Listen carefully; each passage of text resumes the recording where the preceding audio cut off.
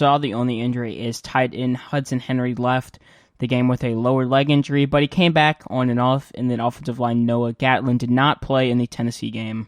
For Florida, though, tight end Kyle Pitts has a concussion/head injury, and he's questionable for the game in Dan Mullen's own word, and this is a key part of the Florida offense. It's very important for them to have him. Now, Vegas and FPI are basically agreeing with each other. FPI is giving Arkansas a 9.7% chance to win, and the spread is Arkansas plus 17.5, obviously vice versa, for the Gators. And it opened at plus 17, so I'm not really shocked. It kind of went over to Florida's way after Sam Pittman tested positive. Arkansas 6-0 against the spread, though, and it's going to be interesting to see if they can move to 7-0 against the spread, as the line is pretty big for the Razorbacks, and they've been able to score points in garbage time in certain situations, so it should be interesting to see if the Razorbacks will be able to keep that up. The over-under, though, is 63, which makes sense as both of these teams are kind of different on offense and defense. There's no real history between these two teams, except for Felipe Franks was the grad transfer from Florida, and Florida fans criticized him a lot.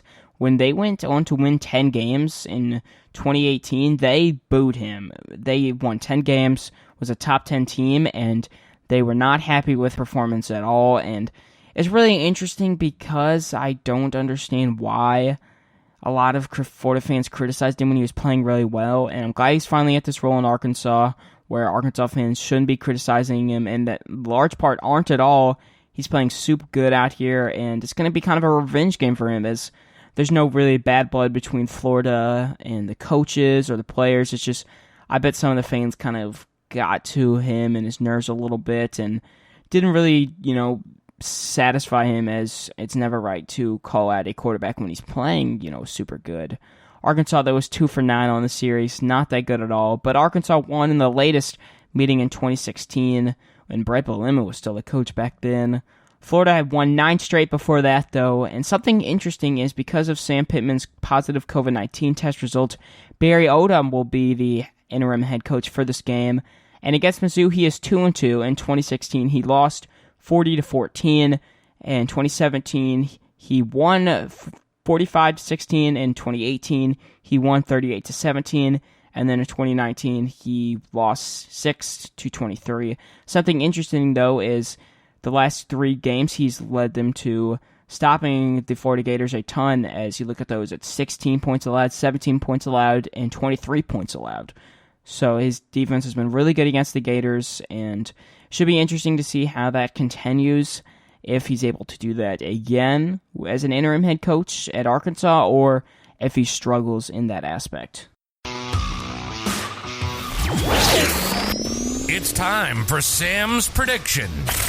I got the Hawks competing in this game, but unfortunately I don't think they'll come out on top, as Florida will win a ball game. I think it's going to be similar to the Georgia and Texas A&M game, where Arkansas is competing at the first, and then we start to see Florida pull away and eventually get a victory. I think Felipe Franks, though, regardless of a win or loss, is going to have a pretty good revenge game. I think he's been playing that type of ball all year, and he's going to continue to do that at Florida. I think there's a chance he could get over 275 yards, or possibly even 300 with a couple touchdowns. And I think the backfield is going to struggle for the Razorbacks. I don't really think that Florida is going to be able to allow these guys to run all over them. I think they are going to be able to lock them down, as they probably will expect both of these guys to play split backfield. And I think the Florida defense will actually play really good against the run and force Franks to throw a ton, which is why I think Franks is going to play really good. I think Kyle Trask, though, plays very, very good. I think, unfortunately, he's going to pick apart the Razorback defense like Kellen Mond. However, I think the Razorback defense is going to perform better than they did against Mond, as they're going to have a couple of those holes patched up. But obviously, the Florida Gators are the stronger team. They have been recruiting 5 stars for many years. They're a really good, well-rounded team. In a lot of situations, the better team is usually going to win. We saw that Arkansas versus Tennessee. We see this Arkansas versus Texas A&M. And the better team is going to win this. I got Florida as the better team, winning 34-17. Now, I hope I'm wrong, but I think Arkansas is going to be able to compete more than people think at the first start of the game, and I think Florida's offense is just going to start clicking like crazy and go basically in an insane mode against us. Kyle Trask going to be balling out, and I think the defense is going to struggle to create turnovers against Kyle Trask, not because of the defensive game plan or anything. I just think Kyle Trask is an incredible quarterback and will continue to do his thing. I may have a recruiting recap out on Friday or maybe Saturday. I don't know about that, but I'll keep you updated on my Twitter at AllHogSportsPod.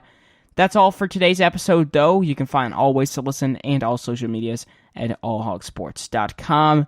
And as always, don't forget, whoop pig! And I hope we go get that victory at Florida.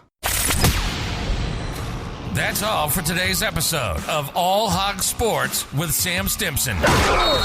Make sure to stay tuned for the next episode covering all Arkansas Razorback sports. If you enjoyed today's episode, please subscribe and leave a 5-star review on Apple Podcasts. Follow us on social media too. On Twitter and Instagram at All Hog Sports Pod. Like on Facebook at All Hog Sports and Arkansas Razorbacks Podcast. And on YouTube at that same name. Thanks for tuning in to today's episode. Go Hogs!